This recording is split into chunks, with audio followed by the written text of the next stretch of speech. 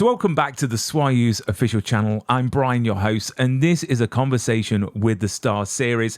And we've got a great guest. I met him a few weeks ago in the lovely town of Blackpool.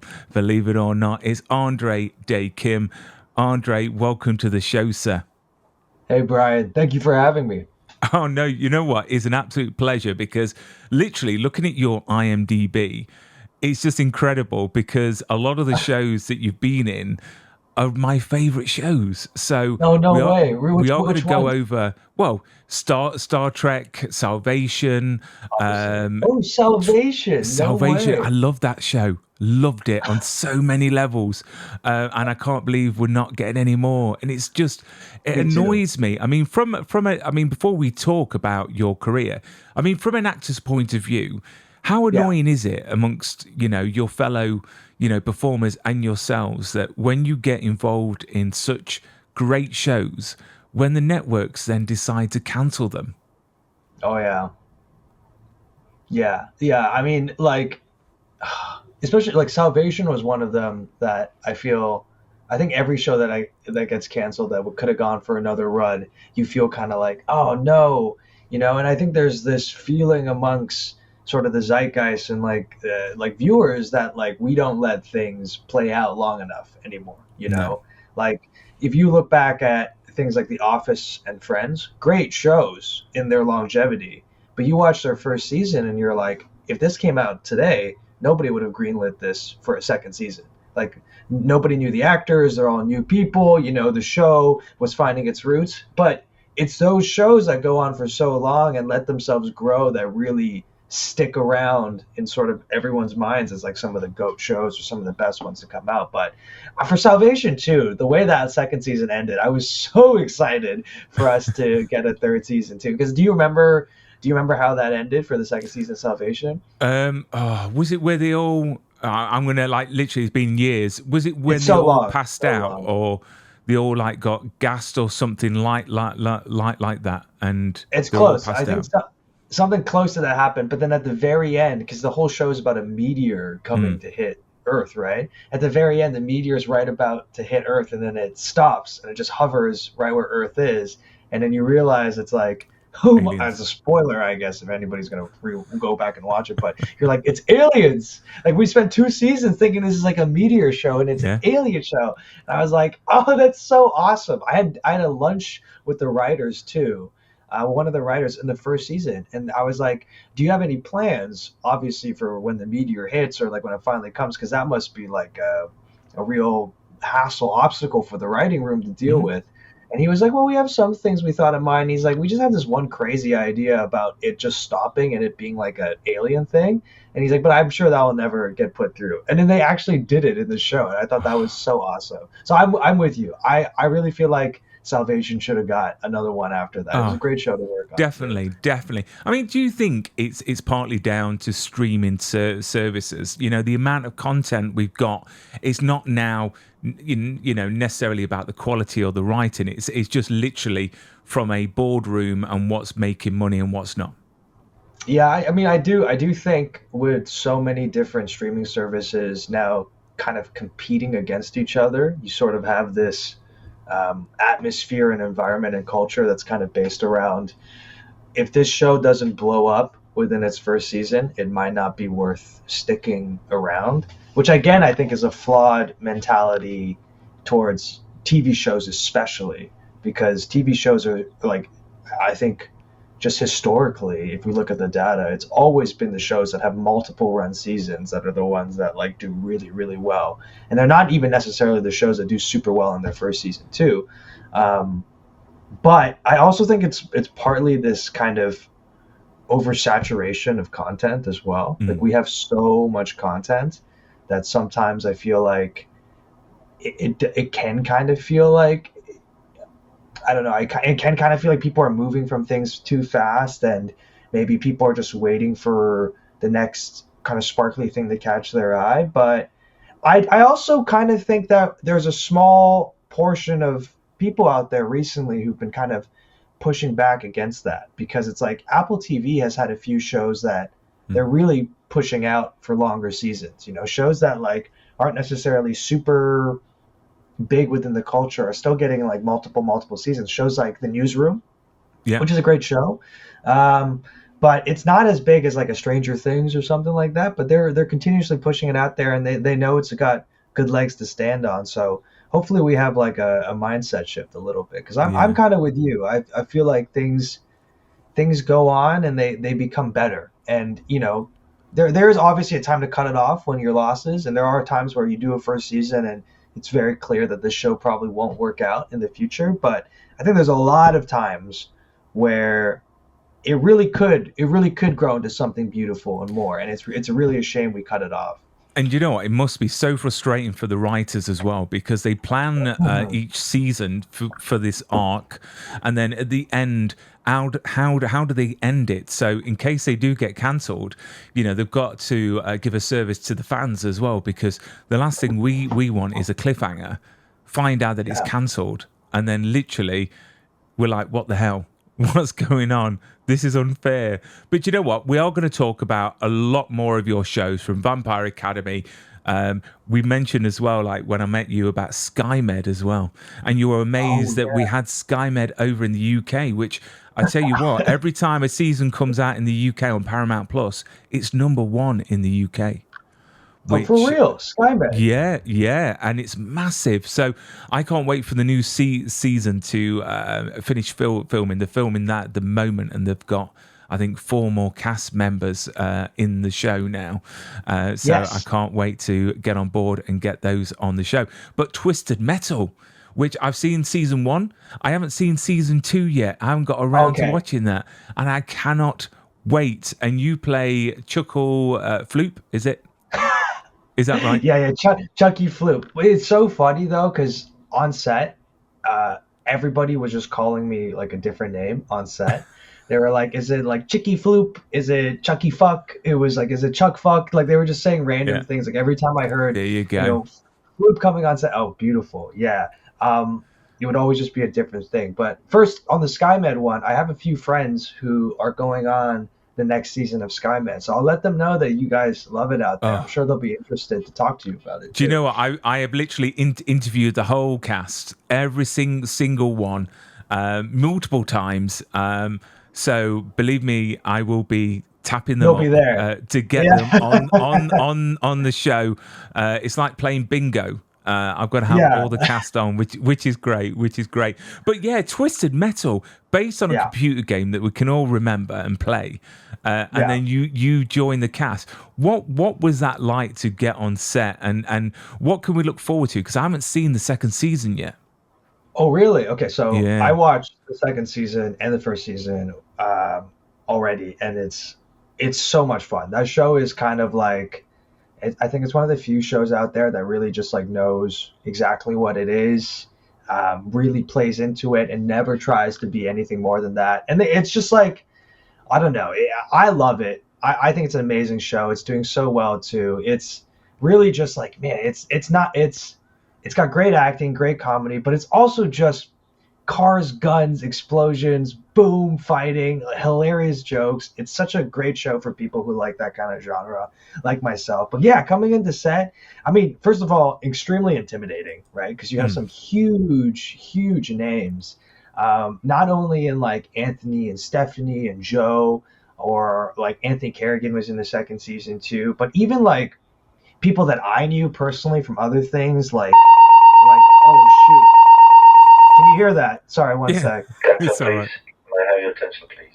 Dear tenants, please be advised. We're conducting fire drill test.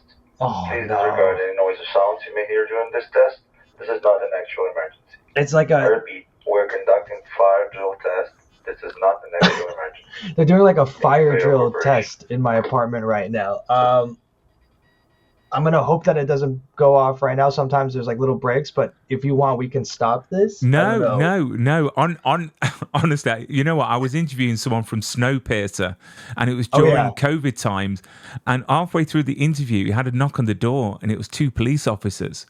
And basically, they were making sure that he was in his apartment because oh they no weren't way. allowed out. Yeah, and he brought the laptop with him to the front door. So I saw that police officer. It was hilarious. It really was. Attention, please.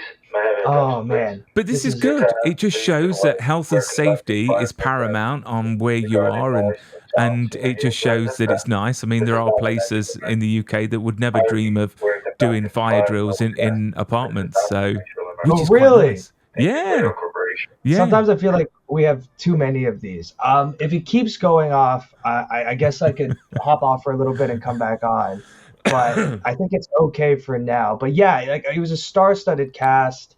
What was I saying? Yeah, but there were other people that I knew from different things. Like Lisa Gilroy is in the second season, and she's done so much work with Dropout and Improv, and she was like someone that I was like, oh my god, like I think I even went up to her and just be like, I know this is super weird, but I've watched a lot of your Dropout stuff, and she was super nice about everything. Or like Mitch, I watched him on Love, and he plays Stu on the show, and he's a huge person that I like seeing around. Like Love was one of my favorite shows for a long time, so seeing him there was kind of big, and he was a great dude. Like all of them were so nice and warm and inviting. The second season is awesome. You know, their showrunner MJ he's got a great vision for the show, and he's super great about trying to get that across to everybody, and he's making a really nice environment for everybody to come in and really feel like they can play around and do what they got to do. And I think that was my favorite part about Twisted Metal was it was like such a comedy, but it was such a warm and like comforting set that like even if you were intimidated, there would be this push for you to try and break out of your shell and improv and give something and do something fun and do something interesting. And I love that. They really like gave you a lot of freedom to play around. And especially as like I'm a recurring on the show, so you know, I was with them for a few episodes and for a couple months shooting the thing. But even for someone like me who's only going to be there for the small portion of time, they really like tried to make me feel like this was my playground too, and an area where I can really just express myself and be free in the comedic aspect. So I'm really grateful for that. I think my only regret is I think I might have been so intimidated because I'd seen the show before and I was such a fan that I like held back on a little bit of stuff that I was like, oh, maybe this would be too weird or inappropriate. But knowing them and knowing them now, I know that if I had gone in and just done whatever, they would have loved it. So that's my only regret. But great learning experience still, right? So I can't wait to watch it. I can't wait to watch season 2 and see you in that. So we'll start off with a question I normally ask quite a lot of guests, which is why acting? Why not a 9-to-5 job in an office? What made you go down this journey of, you know, getting into one of the most competitive jobs in the world? I mean, for me, it kind of started with doing theater as a kid. I remember like specifically being really young and kind of having this thought that like, I feel like I'm very average at everything. Like, I don't have anything that I really excel in. And I remember telling my dad that. And my dad, you know, as like a very doting and involved father as he is, was kind of like, well, the best way to figure this out is to just do everything. So we did martial arts, we did soccer, we did drawing, we did singing, piano, and I was okay at some of those things. I was mostly very uninterested in most of those things. I think my like ADHD brain as a kid was sort of just, I couldn't find something that was really latching on. And then he put me in oh, here we go. Okay, this might be a problem. Can you hear it? Is it coming through really well? It is. Is it coming through? Oh, Yeah, it's really well. okay. So this week's episode is sponsored by the health and safety of is it Canada that you're in? It's or Toronto. It's Toronto. Yeah. Toronto's health and safety board, making sure that Andre is kept safe in the Our apartments apartment. are too expensive for this. Okay, like we're paying way too much money to care about. That must be really annoying. Does that happen a lot then? I mean, to be fair, it doesn't happen that often, but it happens at least like once every 6 months.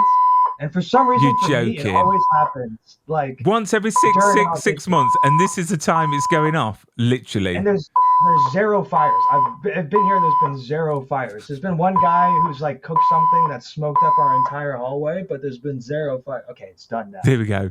No, this is great. You know what? You couldn't plan it. You couldn't plan it at all. But yeah, so you tried everything. So was there a moment where you thought, do you know what, acting is for me? Was there a moment that you thought, this is what I'm good at? Well, the funny thing is that we did. I first gig I ever got was an audition I did by myself for a show called Degrassi. I don't know how big that is in the UK, but at least in I Canada, it's recognize pretty it, big. but yeah, we don't have it in the UK. But I No, I recognize it. I know of imagine it. that. Yeah, it's like Drake was on that show. That's like Mm. the big. That's what everyone says. It's like, have you met Drake? It's like, of course not. But so that was my first start, and people always think like, oh, so that must have kind of made you think you wanted to continue to do this. But to be honest, after my 4 years of Degrassi, I was actually thinking, this was like a fun run. This might be something I tell my kids one day that I did, but maybe it's time to just like go to school, do something more normal, and figure out a more stable life. And I was talking to my new agent at the time because I moved to a different agent, and I asked her, and she was kind of like, "You should just do one more year. Like you should do 1 year out of Degrassi, free contract as a loan agent out there, not contracted to anything, and see how you feel." And I said, okay, 1 year is not going to hurt. I can do school anyways. Actually, I'll take a break off school because I was going to take a year off anyways. And yeah, we'll do that. Because when they booked me out of Degrassi, I was still in high school. And by the time I finished up, I was in my first 2 years of college.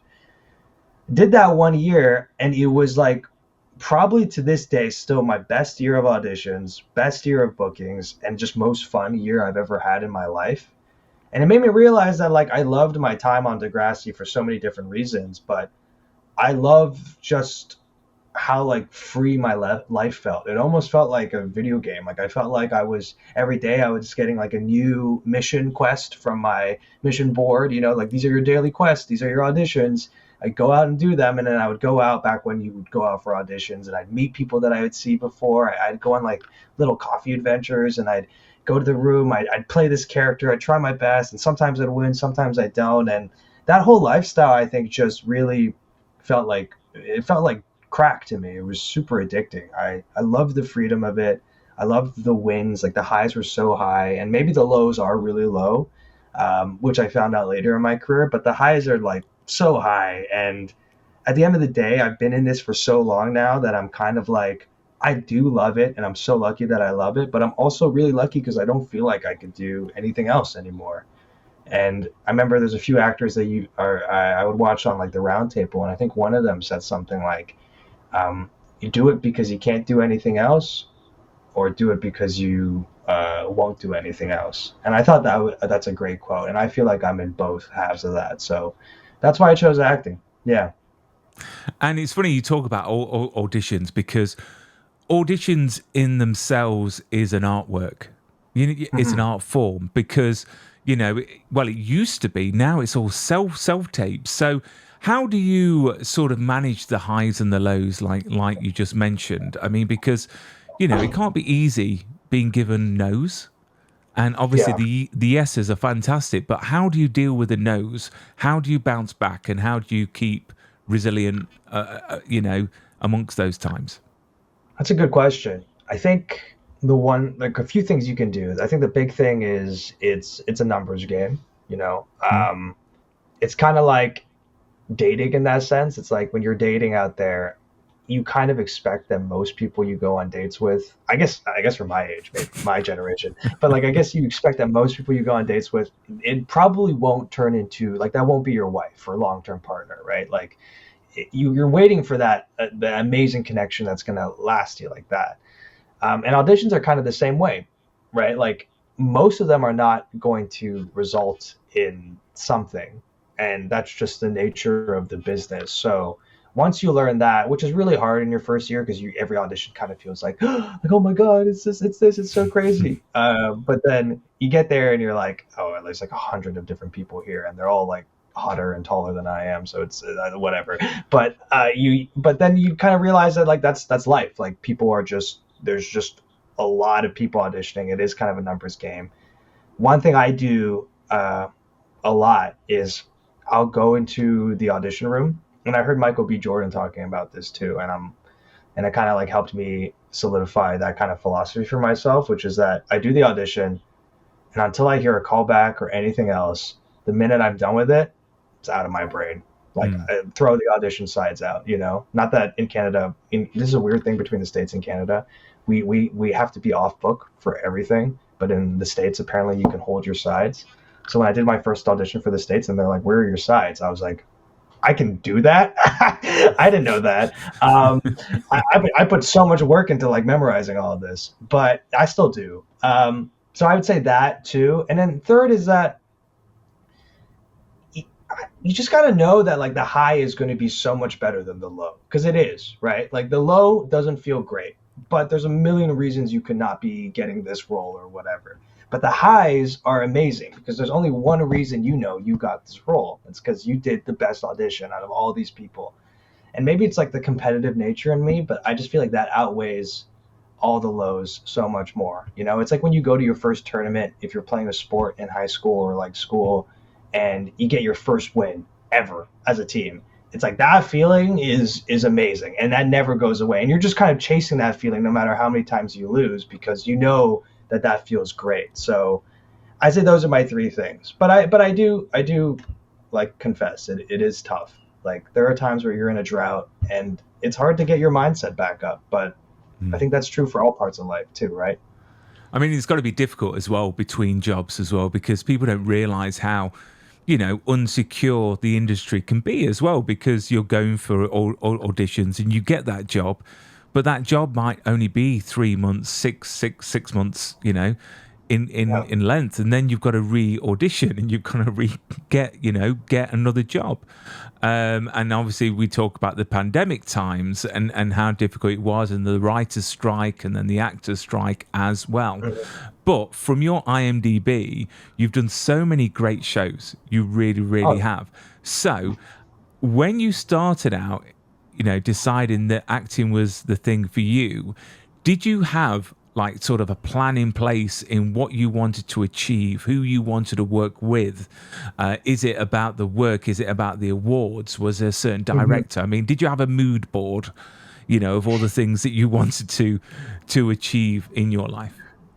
I don't think I'm that organized, to be honest, even with my own dreams and aspirations.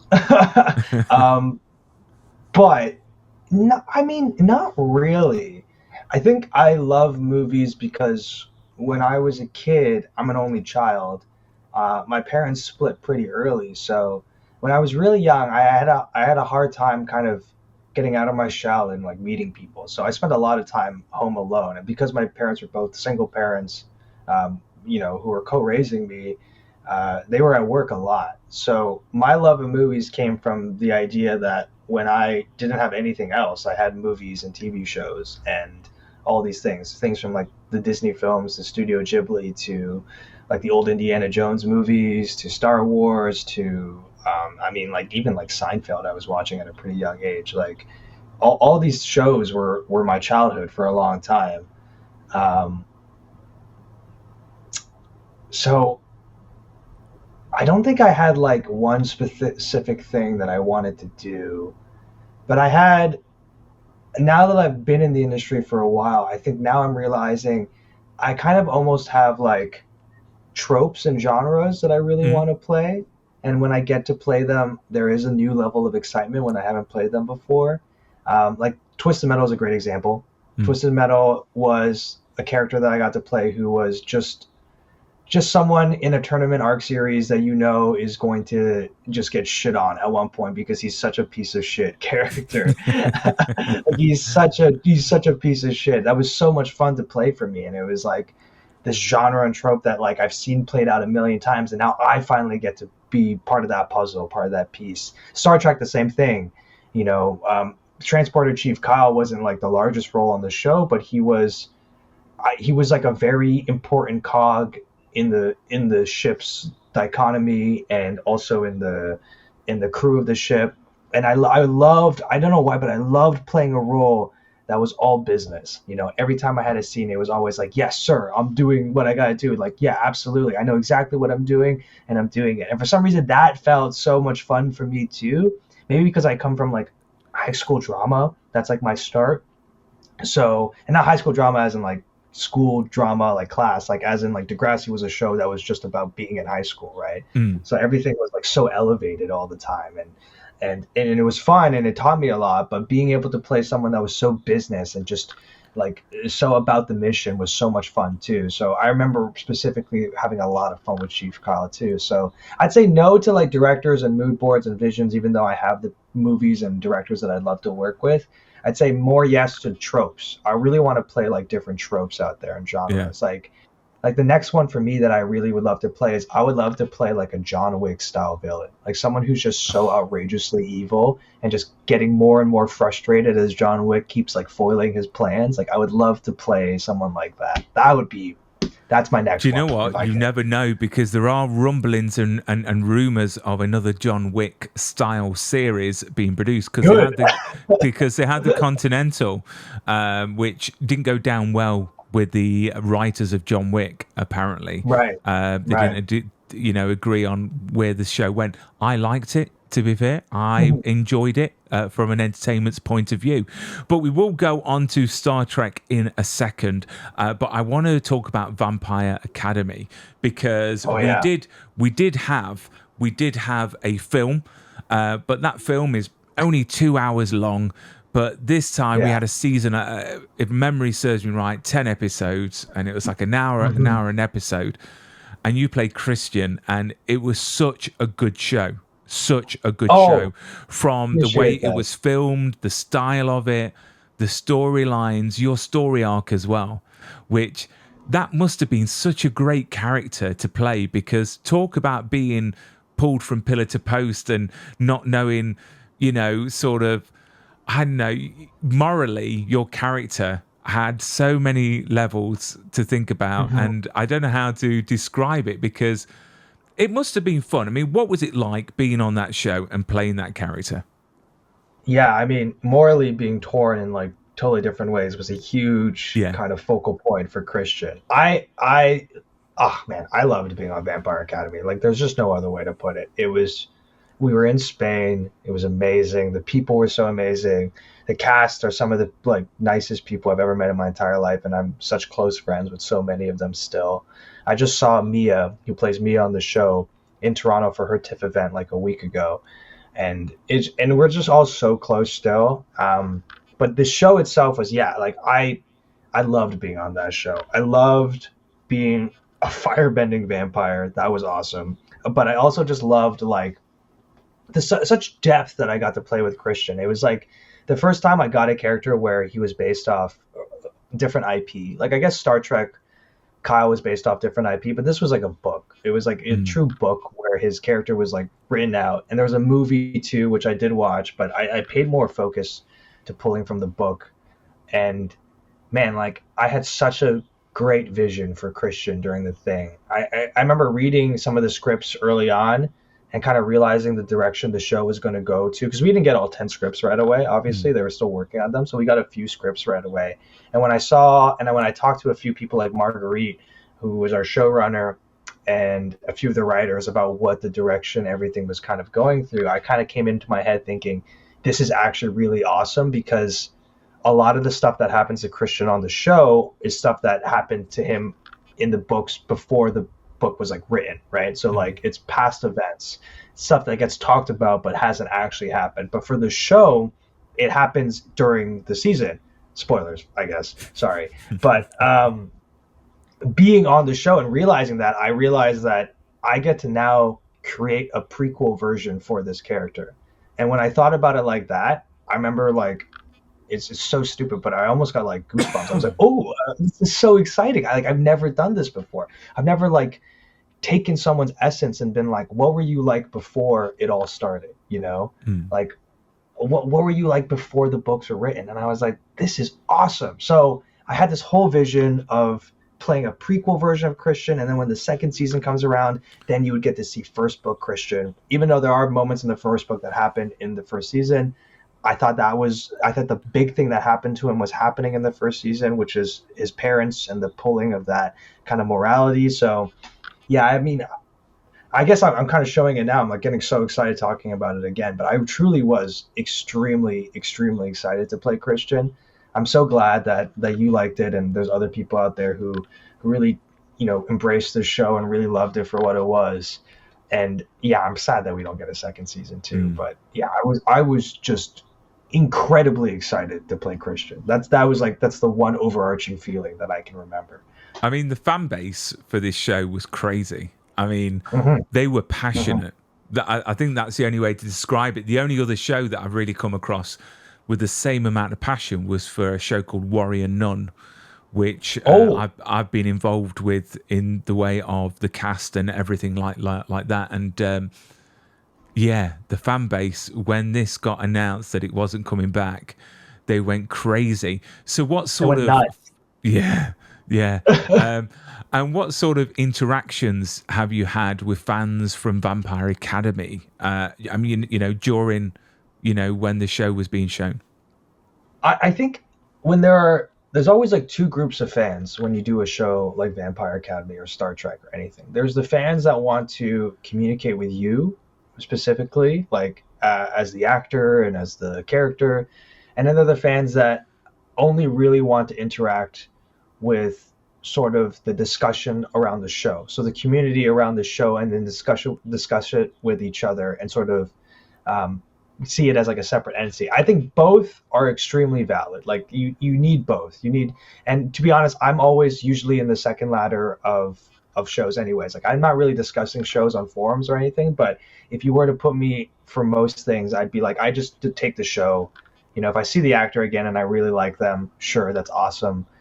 But that group of fans from Vampire Academy that wanted to interact with us, hands down, probably the nicest group and community of people out there. They were, not only were they so supportive, but it was like, usually when a show gets canceled, it's like a bunch of spamming about like, why is it canceled? What happened? What to do? It's a lot of like, it's also a lot of like finger pointing. It's like, was it this? Was it that? Like they try to find someone to blame when it's really nobody in particular's fault. It's a network decision, and sometimes that network decision isn't even made by just one person. It's a lot of different factors, right? Peacock just came out, so it was a very like tumultuous time for them as well. So I mean, there's no one to blame for this, but that group of fans, not once did they blame any of us. Not once did they blame the show. Not once did they blame any of the writers. All they wanted was to have it go again, and that's all they wanted. And I thought that was so wholesome and so like unbelievably sweet. And I've always had just really good interactions with them. Like when I first got the show, I went through my Instagram DMs to see all these people asking me questions about Christian, the book, and what I've thought. And I tried my best. I think I answered like 50 of them to answer as many as I could. It really genuinely and honestly, like some of them were just really compliments and just best wishes, which was very nice. And then a lot of them were like true questions about like, what do you want? Or like, what do you think of this character? And some of them were even like advice. Like there were people out there who being like, Christian's an amazing chef, so you need to pick up on your culinary skills. And I'm like, okay, if I ever cook in the show, I guess I will. But thank you for that. So I was just such a good, involved group of people. I definitely, yeah, I think I could say hands down, if there's any group of fans that I miss the most, it's probably the Vampire Academy fans. They were truly like great people, and you can tell they really loved each other too. And they had a lot of fun things. Like I remember they would do this thing where they had this joke on Twitter where they were putting us, like the actors, in like Twitter jail for whatever reason, for random reasons. And then like when they did that, they would like they would like role play us being in jail or something. I thought it was super funny for whatever reason. Yeah, that stuff, they were all great. So you're right, they were a very, very dedicated community. But I don't know, I think when the dedication comes with like pure intent and really just like kind people, you can never like hate it or be angry about it. Like I loved it. I thought it was awesome, and I'm sure the rest of the cast did too. I mean, I presume that if they ever did say, "Look, we're going to bring it back," we made a mistake. Yeah. How quickly would you say yes to playing Christian again? If they brought back everybody from the same cast, I'd be there in a heartbeat. I'd be there in a heartbeat. If they changed too many people, I would say just let other people have a go at it, because there's no point in just bringing me back if the same group of people that we built this chemistry with isn't coming back. Even like the writers and like the showrunner. Like I would want Marguerite there. I want all our writers there. I would want the same group of directors because some of them were so amazing. Like Jesse and Luis were all like great to work with. Yeah, I would do it in a heartbeat, especially if it's the same cast. I would do it in a heartbeat, and I know a lot of them feel the same way too. So. And talking about another sort of franchise that's very well accepted by fans is of course Star Trek. Oh yeah. And I've been a massive fan of Star Trek Discovery, but that's it. And Star Trek Strange New Worlds, because Oh, amazing. I have never been a fan of the originals, which is really Okay. bizarre. And I got into it when I watched Discovery and loved the show. I loved how it addressed representation and different backgrounds and how it didn't care and everything like that. And then we got an announcement that Star Trek Strange New Worlds was coming out, and we were all getting excited. What's this going to look like? And it came out, and it was amazing. I loved it. Yeah. I really did, because it was very tongue-in-cheek. It was a throwback to the originals from what everyone was saying. But what a great cast. I mean, when you got that role, did you realize, did the gravity of what you were stepping into, did you feel that? Or were you a Star Trek fan before? Because it must be really bizarre to actually don that suit and that pin and be on that set. Honestly, no. Like when I first did the audition, it was one of the first few auditions after COVID, after Vampire Academy that I had done. After coming back, after COVID. Sorry, so I did Vampire Academy after Star Trek. So coming out of COVID, it was one of the very first few auditions. It was one of the very first few productions that were coming back to Toronto.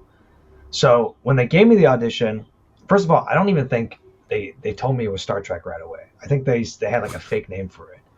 So I remember being like, oh, so it's like a sci-fi show or something. But I knew it was a sci-fi show because my first lines were like, microdermal thermal enhancers intact, you're ready to go, Captain something. So I was like, okay, this is a sci-fi show. And I thought, this is cool. I thought I had no idea what I was saying, so I had to like kind of really read it and figure out what exactly, because they gave me no context. So I'm like, microdermal thermal, is it like a suit? Are they wearing a special suit? I was like, okay, I'll just go with special suit. Like I remember in my notes I wrote special suit, question mark for this audition side. No, because I did it so casually, and I did it like at a desk like I'm doing here. I had this terrible green wall in this like really shitty apartment I was living in, and it was awful. So I did the thing, and I thought to myself, okay, you know what, Andre, first audition out of COVID, cut yourself some slack. Like, obviously it was shit. Obviously you were shit. It's fine. And then I get the call a week later, and they're like, they loved you, they booked you. And I'm like, off one thing? And they're like, yeah. And I was like, okay, maybe COVID has fried my brain because I have no idea what's good, what a good audition or bad audition is. And then I got there on the set, and I only thought I was going to be there for 2 episodes, like literally only 2 episodes. And then they just kept calling me back, and I was like, oh, this is awesome. Okay, this is great. I'm coming back. Work is great. But then even during the shooting of the thing, I'm like, I'm probably just a cog in this very big machine. Like there's so many, it's an ensemble cast. There's so many people on the show. There's no way that I'm like that important for the whole thing. But it was only after it came out and I got the reception from all the fans and I got to see the whole thing that I thought, oh, this is a huge deal. I know my mom gave me a lot of like shit for not knowing that much about Star Trek when I first booked the role and we had to watch the Next Generation together and all that stuff. But I really did not know like how big it was going to be. Like I knew Star Trek was a huge franchise, but yeah, I just did not know. I didn't feel it.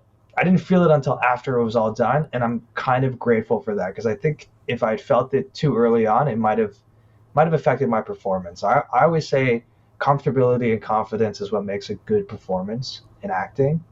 And I think if I had been too in my head about outside factors that truly don't matter when you're on the set and on there for the day, I think it would have made for not as good of a performance. So I am kind of grateful that like it all kind of came crashing down mentally after it was done.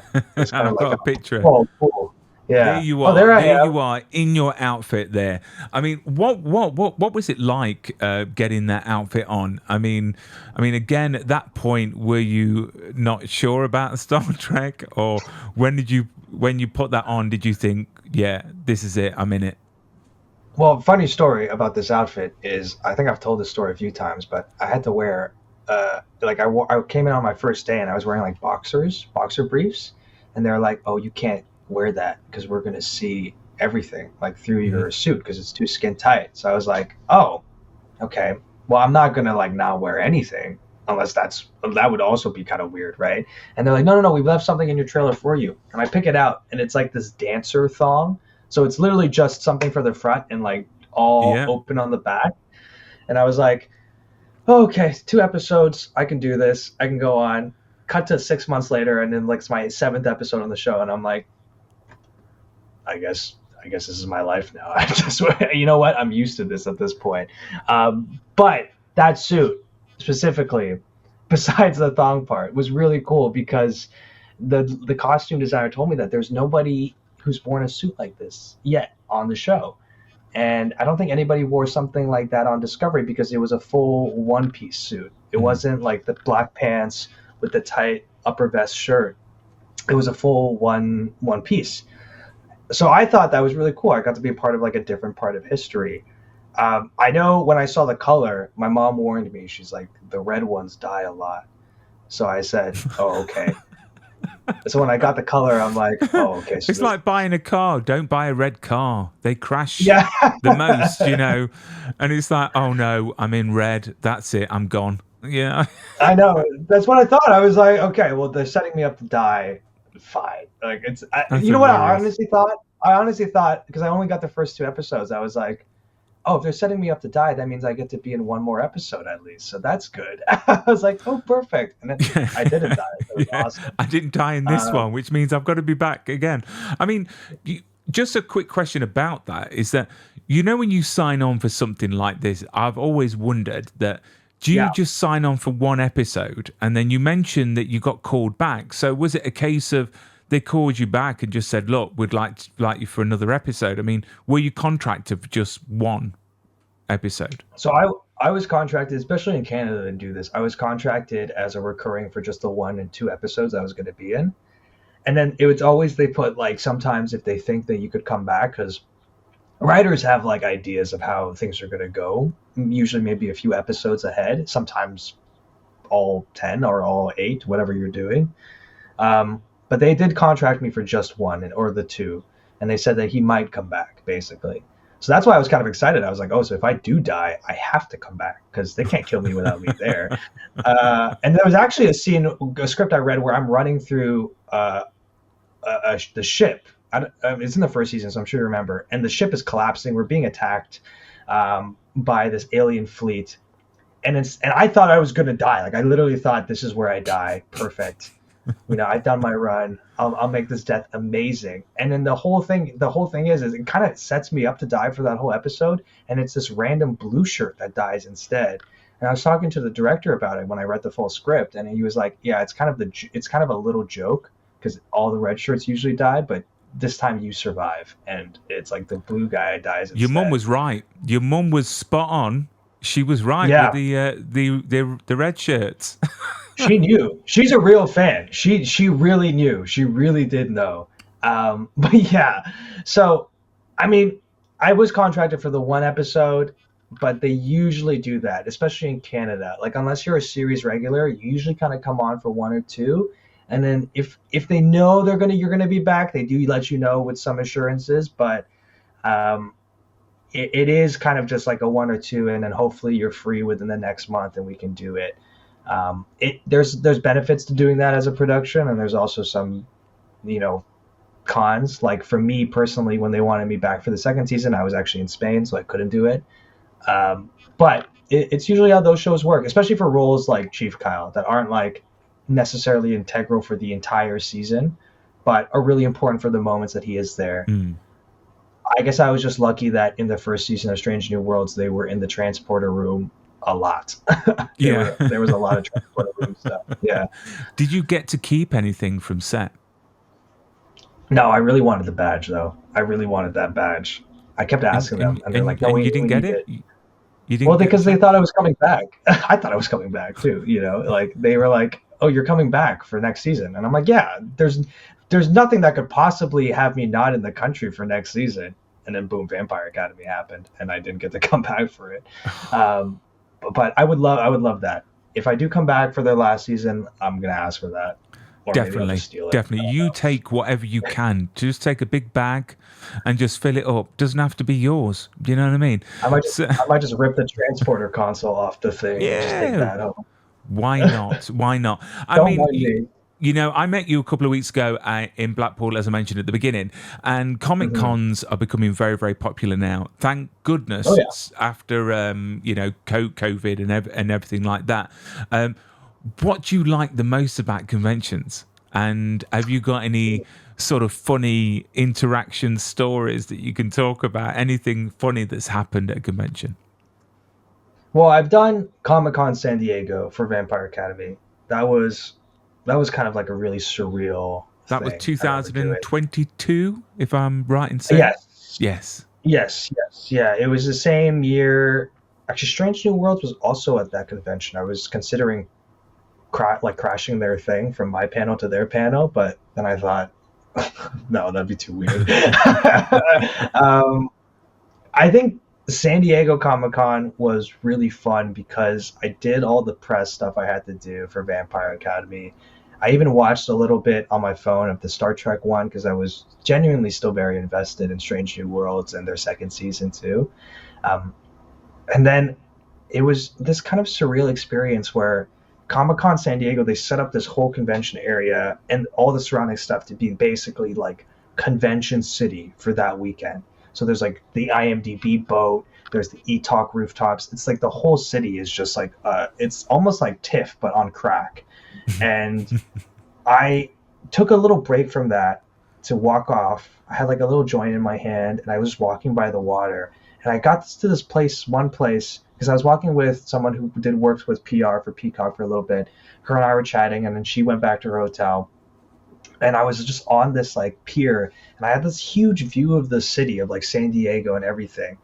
And I had this moment where I was kind of like, it was really surreal. I had this moment where I'm like, I don't know what's gonna happen after this, like the years next year, the years later, or whatever. I just know that whatever happens, I'm going to come back to this point at one point when I do another Comic Con and come back right back to this spot. And I'm going to take it all in again after as whatever amount of time has passed and see how I feel then. Because right then I felt amazing. It felt like it was like such a tranquil, peaceful moment. It's not even like a funny story, but it was just kind of like a really reflective moment for me where I was kind of like, I'm just taking this all in. Like I'm, you know, you think back and you're like, I used to be a kid who just did drama for fun, doing French accents and stupid things when I was 10 years old. And now I'm here. And it was kind of that moment that, I don't know, it really solidified. Like, I think sometimes in your life you have these moments where you're like, hey, I think you made the right choice. At one point in your life, I think you did something and that was the right choice. And when you get to like have a moment where you think about that and kind of be like, yeah, that was the right choice. It's kind of this beautiful feeling. So it's not that funny of a story, but that's probably one of the No, most no. I mean, moments. you've ended up, at one of the biggest. Well, it is the biggest Comic Con in the world. San Diego Comic Con. You can't get any bigger than that. And the fact that you're Yeah, there doing round tables and you're doing press, and it must be such a surreal experience because the work and the art is your job, but then these opportunities must be really bizarre. I mean, with these Comic Cons, you get other famous people as well there. Do you yeah. ever get starstruck? Have you had a moment where you've come across another actor that you thought, oh my god, I'm actually meeting this guy? um, Not really. I'm not really like a starstruck person. I mean, let me try to think. I mean, I saw so many people at San Diego. Like, I think I saw Chris Pine. I saw the whole Severance cast. I saw the whole D&D movie cast. Which honestly, like seeing them, I wasn't so starstruck by them, but I was kind of starstruck at the fact because I love D&D. I was like, oh, I get to see the D&D movie people doing their press. Like that was almost more cool for me in the entire. It could have been anyone. It was just cool that it was the D&D movie cast. I think, and he's really old, so I don't know if I'll ever get to meet him. But if I ever met Hayao Miyazaki, the guy who makes all the Studio Ghibli things, Mm. I think I would truly be a little bit like I don't know if I would know what to say to him at that moment. And I don't think I would say anything. I think I would truly just be like just kind of shell shocked. But I don't really get starstruck, not really. And it's not even like a prideful thing that I think like oh nobody's like there's people that are like huge and obviously incredible actors and everything, but I tend to people I guess I just tend to not like really feel like, oh wow, like this person's like this huge actor that I've seen a ton of times. I tend to not feel that, so I don't think so. I don't think I would Yeah. ever really get starstruck. Yeah, I think in your industry as well, you see it as work. So these actors are the same as you. I mean, I used to get starstruck a lot, and over the past few years, I've actually had time with quite a few people like Mel Gibson and Mads right. Mikkelsen and Christopher Lloyd and people like that. And you soon start to figure out that they're just normal people. They've just Exactly. done amazing things, but they get cranky, they you know what I mean, they get hungry, they go to the Yeah, toilet. They're obviously. normal people, they really are.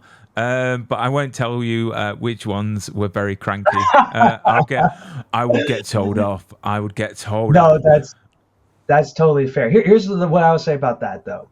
You know, we do live in a world where people have these like parasocial relationships Mm, with celebrities, and the one thing I will always say is that like it's super fun to be excited to see someone that you've never met before that's on your show and stuff.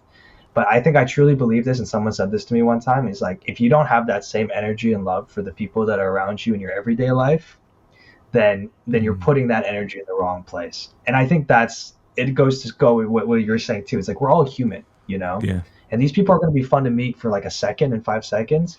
But when you go back home and when your day's rough, when it's really low for you, it's not Mel Gibson that's going to be there for you. You know, it's not Taylor Swift. It's going to be the people who you've grown up with. So maybe that's why I don't get too starstruck about anything. I don't know. I try to save that for people in my life that have been there. So, Yeah. not that it's a bad thing. I'm not saying it's a bad thing. I feel like this is coming off as so preachy, but it's not. I'm not trying to No, be like, no, no, you're right. But this is why I like Comic Cons, because it's a mutual sort of agreement with the yes, fans and the guests. Because the one thing I hate to see are these autograph hunters, these paparazzi chasing people, shoving pictures in front of yeah. people, and I think it's really really sad.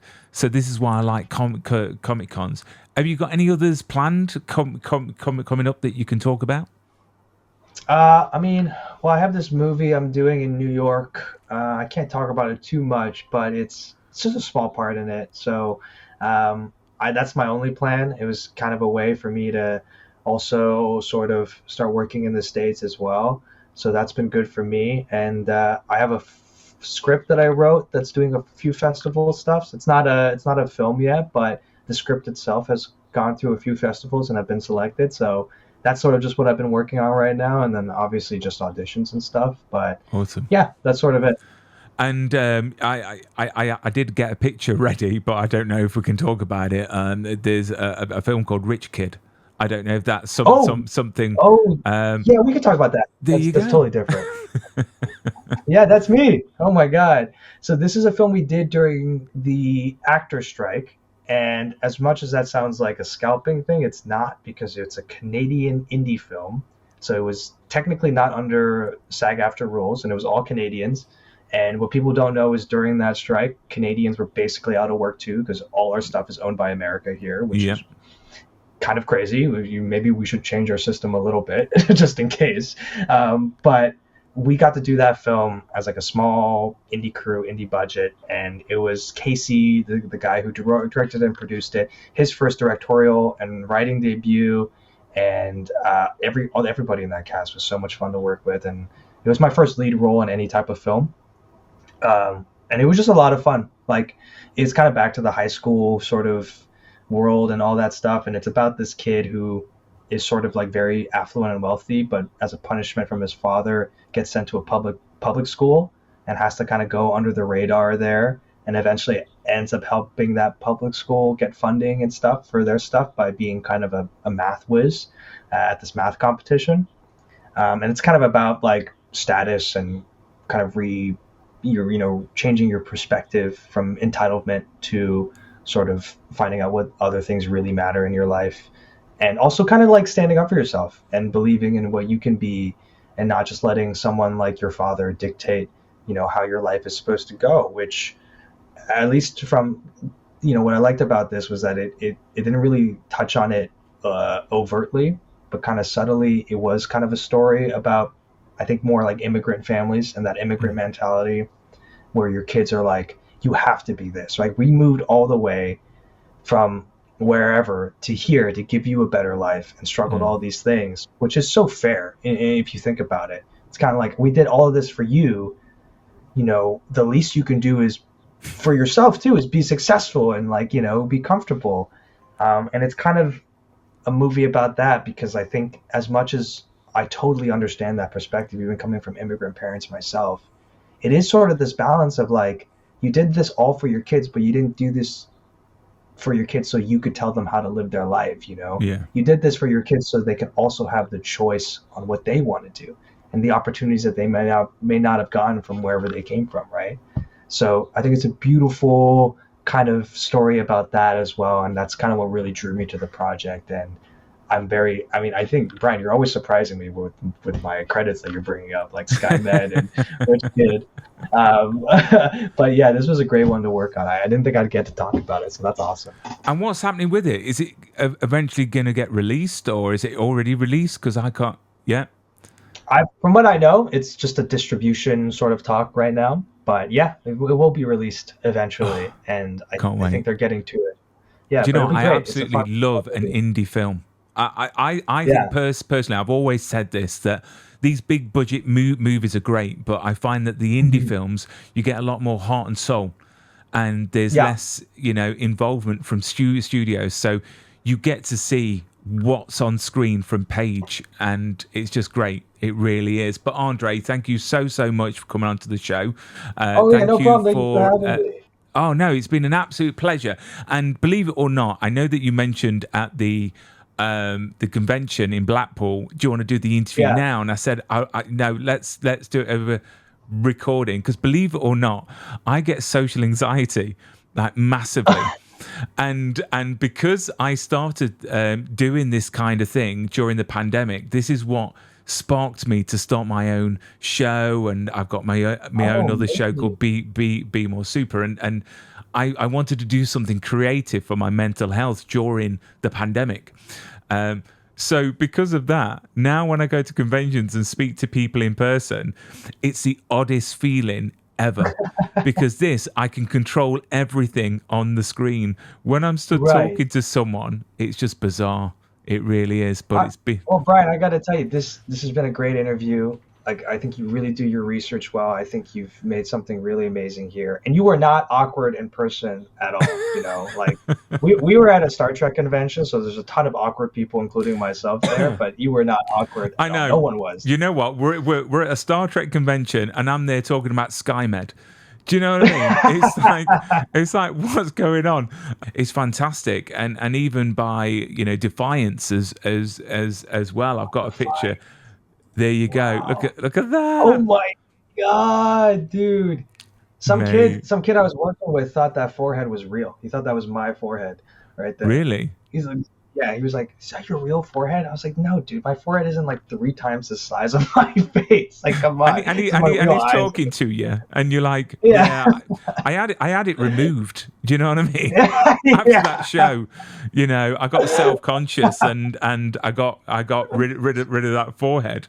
This 12-year-old kid made me get plastic surgery. I was too self-conscious about my forehead after that. Kids are cruel.